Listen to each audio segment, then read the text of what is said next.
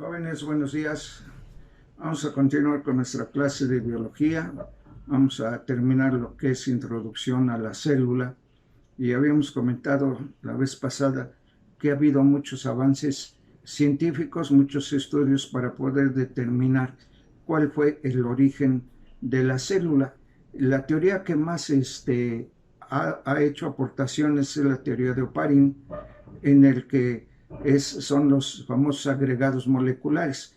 ¿Qué significa esto de agregados moleculares?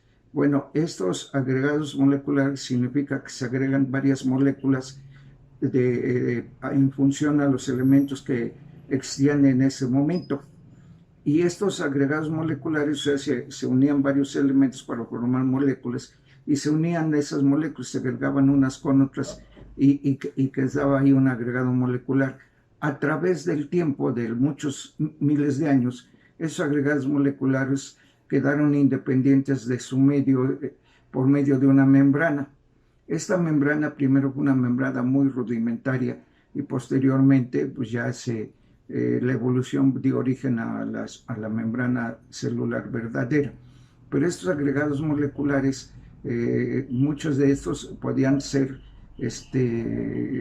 constatados en ese momento porque estos agregados moleculares se llevaron a cabo precisamente en un ambiente de la famosa atmósfera primitiva, que es carente de oxígeno. Entonces ahí también hay otra teoría de un investigador que demuestra que la vida pudo haber provenido del fondo del océano, en este caso del Océano Pacífico, en donde ahí hay fuentes de aguas termales con una alta temperatura, hasta de 350 grados centígrados, y que ahí existían bacterias anaerobias que vivían. ¿Qué es una bacteria anaerobia? Es aquel microorganismo que no necesita oxígeno para vivir o sobrevivir, y de acuerdo a cómo era la atmósfera primitiva sin oxígeno, pues estas bacterias se adaptaron a ese medio. Esto lo veremos más adelante, lo vamos a ir mencionando, que es un organismo anaerobio. Entonces, más adelante, esos agregados moleculares, si en algún momento pudieran haber tenido pigmentos, tenía clorofila estos agregados, pues ya ellos mismos sintetizaban ya lo que es la glucosa por medio de la fotosíntesis. Acuérdense que la clorofila debe de tener la ayuda de la luz solar para que excite los rayos solares. La energía solar excita los electrones de la clorofila, pasando de un nivel energético de menor a mayor energía, y esto es lo que hacía posible que se llevara a cabo el proceso fotosintético. Pero bueno, entonces aquí se habla de que más adelante surgieron los organelos, ya cuando estos agregados moleculares se aislaban del medio ambiente por medio de una membrana, y posteriormente aparecieron los organelos. ¿Qué son organelos? Los organelos son aquellos órganos, no se puede llamar órgano sino organelo, porque un organelo es parecido a un órgano que tiene una función determinada. Por ejemplo, mitocondrias. Hemos dicho muchas veces que en las mitocondrias se lleva a cabo la transformación de la energía solar en energía química, para que los seres vivos las aprovechemos y nos aporte energía. También existen los organelos como los cloroplastos. El término cloro significa pigmento o color. Plastos, órganos donde se encuentran esos cloroplastos, en donde existe la clorofila. Aparato de Golgi. El aparato de Golgi tiene un aspecto como de túbulos, que sirve para empaquetar algunas sustancias, transportarlas dentro del citoplasma. Pero, ¿qué es el citoplasma? El citoplasma es un estado de la materia que no es sólido ni líquido, sino es coloidal, y este aspecto ayuda a que tengan una función determinada cada uno de los organelos. Adentro o en el mismo citoplasma encontramos otra sustancia, que es el citosol, una sustancia que pocas veces se menciona debido a que pues no hay oportunidad de mencionarlo. El citosol es un componente del citoplasma de aspecto rugoso, en donde ahí se lleva a cabo también la infinidad de reacciones químicas metabólicas de la célula. Hablando de esto del citoplasma, después encontramos el núcleo, que es el centro de la célula y que también está aislada del citoplasma por medio de una membrana nuclear. Esto es lo que diferencia a una célula eucariota y otra procariota. La célula procariota no tiene membrana nuclear, eso es lo correcto. Dicen varios autores no tiene núcleo. Eso es incorrecto porque una célula sin núcleo se degrada, ya no es una célula. Su núcleo o su contenido nuclear, como es los cromosomas, se encuentran dispersos en el citoplasma. En las células eucariotas ya hay una membrana que aísla al núcleo del citoplasma, y el núcleo, ahí es donde se encuentran todo el código genético de las células. Todas las células tienen núcleo, tanto vegetales como animales. Entonces, aquí que quede claro, hay dos tipos de células: procariotas que tienen membrana nuclear, eucariotas no tienen membrana nuclear, pero ambas tienen núcleo. En el caso de los eucariotas se llama nucleoide, pero les decía yo, vamos a encontrar en algunos libros de biología el término de procariota no tiene núcleo, porque incluso etimológicamente procariota significa pro, a favor, eucario, núcleo, o sea, no tiene núcleo, pero no es que no tenga núcleo, no tiene membrana nuclear. Bien, entonces el citoplasma es de un aspecto coloidal que tiene muchas funciones dentro de la célula. Decía yo, ahí se encuentran los organelos. Vemos también otro organelo que se encarga de sintetizar lípidos y de sintetizar proteínas. Estos organelos son específicos para el buen funcionamiento de la célula. Hay dos tipos de célula, procariota y eucariota. También hay otros dos tipos que son animal y vegetal. Hay diferencias estrictas de células animales y vegetales. Ejemplo, las células animales no tienen cloroplastos. Acuérdense que en los cloroplastos existe la clorofila para sintetizar alimento, como es carbohidratos e incluso lípidos, proteínas. La célula animal no contiene cloroplastos. Además, la célula vegetal tiene otra estructura que es la pared celular. Habíamos mencionado en clase pasada que es la pared celular. Es una llamémosle membrana hecha de celulosa, que es de aspecto rígido y que le va a dar estructura y consistencia a la célula, pero además le sirve de protección.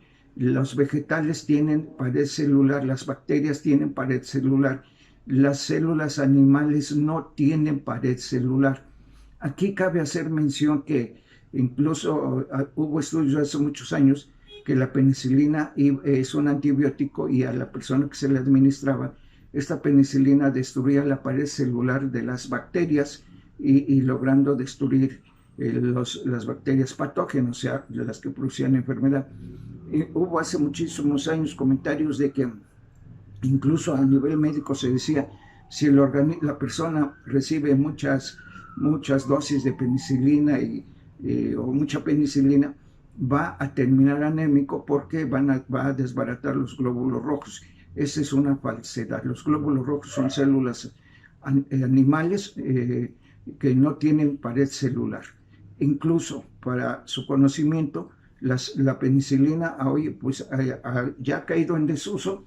Todavía se hace desde el punto de vista nada más genérico. Ya la penicilina original ya no se fabrica, pero la penicilina viene en presentación de 400 unidades, 800 unidades, 1000 unidades, 5 millones, 1 millón, 5 hasta 10 millones. Y hay pacientes que la necesitan porque está en peligro su vida. Se pueden administrar 5 hasta 10 millones cada 4 horas, dependiendo de la gravedad. Y nunca se ha demostrado que desbarate a los glóbulos rojos. Entonces es importante entender estas concepciones. Y más diferencias de células animales y vegetales, decía yo, no tiene cloroplastos. Nosotros el hecho de que las células vegetales tengan cloroplastos quiere decir que su alimentación, su nutrición es autótrofa. Ellos mismos fabrican su propio alimento y nos producen alimento para los seres vivos. Nosotros, al no tener cloroplastos, nuestra alimentación o nutrición es heterótrofa.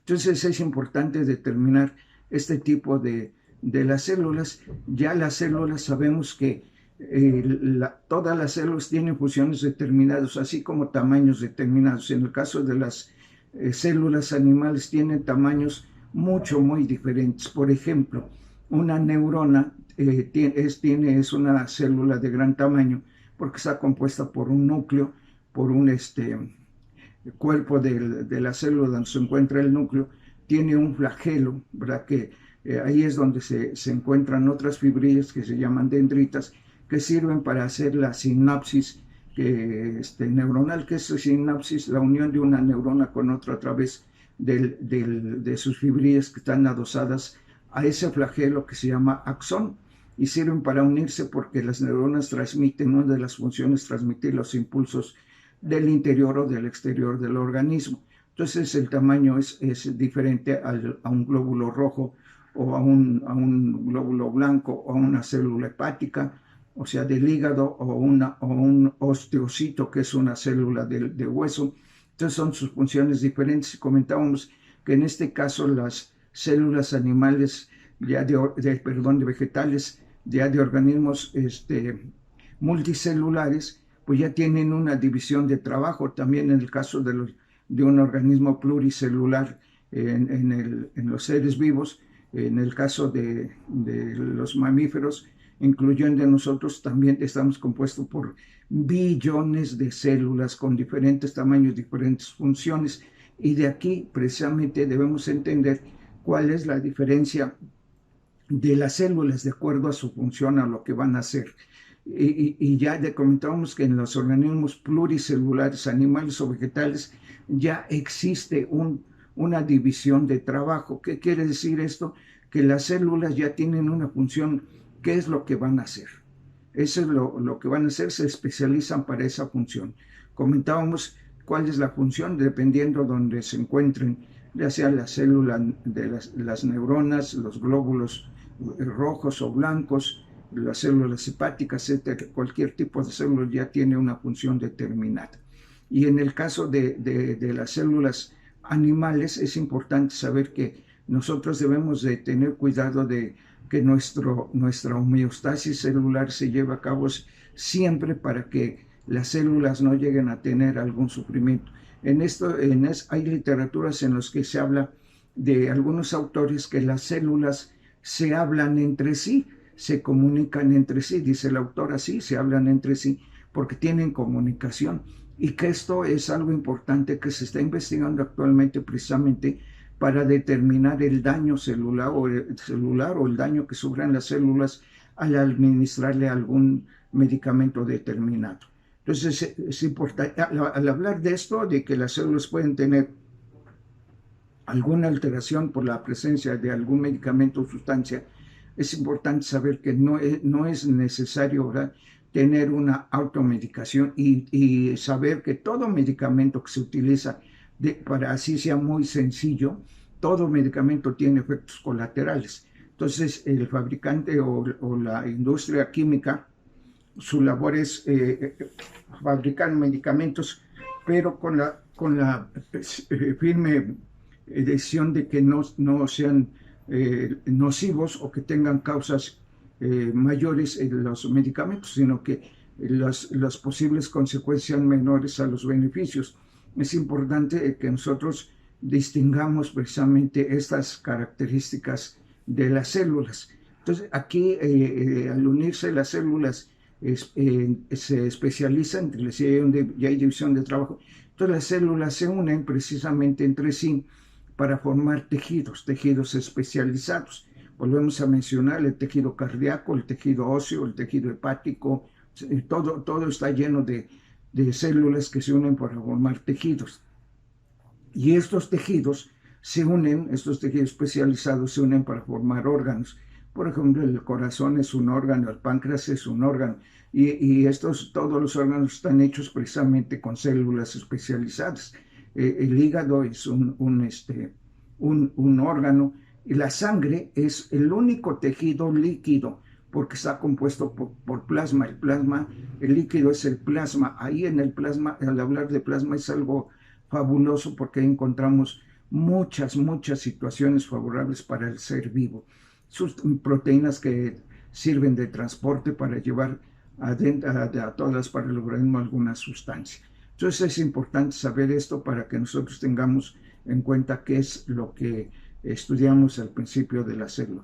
Ya más adelante en la unidad 2 pues ya vamos a ver algunos conceptos más complejos.